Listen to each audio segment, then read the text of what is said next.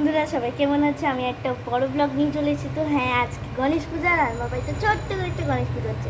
না পুরোহিত মশাই আসবে না, এমনি আমার মা আর আমি মিলেই করছি। তাতেই অনেক কিছু হচ্ছে। সকাল থেকে আমরা তোড়জোড় শুরু করে দিয়েছি। তো চলো আজকে ভিডিওটা স্টার্ট করা যাক এভাবে। আর কাদের বাড়িতে গণেশ পূজার কমেন্ট আমাকে অবশ্যই জানিও। আর হ্যাঁ, এটার মিনি ব্লগটা আসবে, সেটা আমি তোমাদেরকে বলে রাখলাম। তো এখানে হচ্ছে ঘর সাজানো হচ্ছে।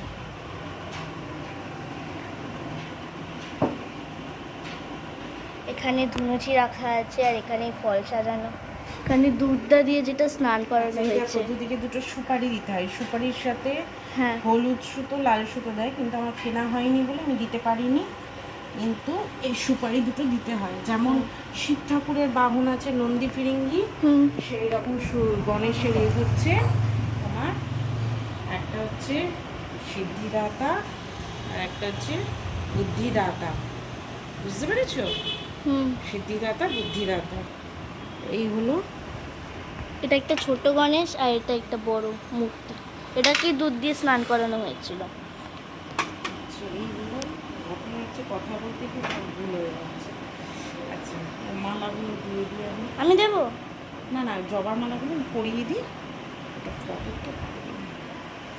এটা আমাদের কুলদেবী মা খেপি, আর এটা ওনারই আরেক রূপ আর কি, বড় মা। ওনার কাছে আমি যখন মামার বাড়িতে যাই তখন ওনার সাথে আমার মন্দিরে যাওয়া হয়। বাট এটা আমাদের বংশের ঠাকুর, এটা কুলদেবী মা খেপি বলা হয়।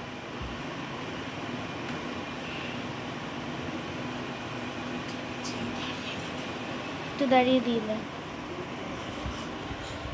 তো ফুল মিনিমাম সবই আছে, যা সব দিয়ে আছে।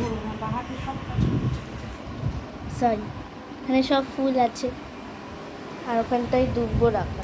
দুব্ব খুঁজতে গিয়ে আমার অবস্থা নাজেহাল, কারণ এখানে কোথাও দুব্বই পাওয়া যাচ্ছে না। যাকে পূজা আছে বলে হয়তো আজকে দুব্ব পেয়ে গেছি কোথাও একটা। খালি লুচি, আচ্ছা লুচির ময়দাটা কিন্তু আমি মেখেছি গাইস। আর এখানে একটা সিমুই আছে, এটা এখন ঢাকা আছে, এটা এখন ধুবই না। সরি।